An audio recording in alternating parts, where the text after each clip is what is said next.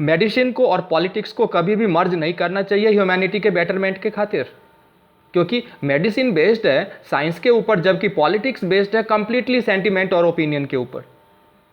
But India में पिछले 2 दिनों से ब्रिटिश अदालत ने एस्ट्राजेनेका के ऊपर क्या कहा, एस्ट्राजेनेका ने क्या कुछ रिटर्न स्टेटमेंट फाइल करी, इसके ऊपर खबरें कम और अफवाह ज़्यादा इंडिया में फैल रहा है। ये हम नहीं कह रहे हैं, अमेरिका स्थित एक यूटी चैनल है सर, उसकी खबर मैं आपको दिखाता हूँ, आप देखिए पहले। फर्स्ट पोस्ट अमेरिका कहता है कि इंडिया में अपोजिशन ने तो यहाँ तक हैशटैग चला रखा है कि अरेस्ट मोदी, बट क्या ये ट्रू है?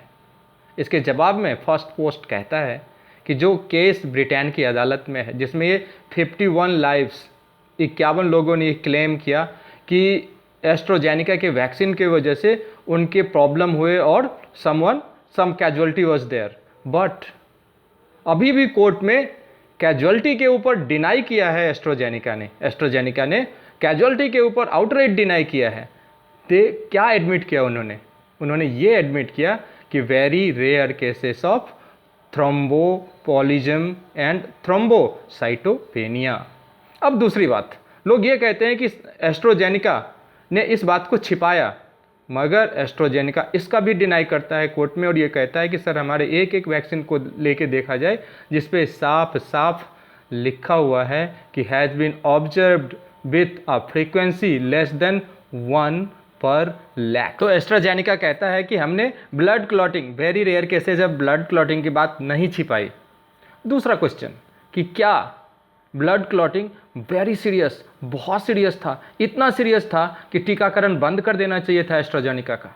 राइटर्स में एक खबर छपती है 23 फरवरी 2022 को, जिसमें यूनाइटेड किंगडम में एक केस स्टडी हुआ था, उसका जिक्र किया जाता है। क्या है वो केस स्टडी? देखिए, उन्होंने लगभग यूके में 46 मिलियन वयस्क लोगों में जो 18 साल से ऊपर के हैं, उनमें जिनको कि एस्ट्राजेनेका का टीका दिया गया था दिसंबर 2020 से लेके मार्च 2021 तक, उन सब का जब टेस्ट किया गया तो क्या रिजल्ट आया था ब्लड क्लॉटिंग का? Very rare blood clotting, just 1 and 3 cases per million, 10 lakh में 3 से भी कम केसेज ब्लड क्लॉटिंग के आए थे।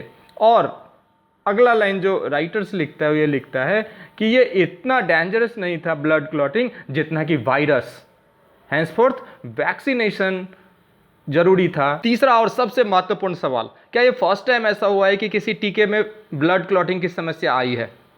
जवाब फर्स्ट पोस्ट कहता है outright no. Influenza vaccine, H1N1 vaccine, यहाँ तक कि रेबीज वैक्सीन से भी ब्लड क्लॉटिंग की समस्या रहती है। क्या उसे बंद कर देना चाहिए?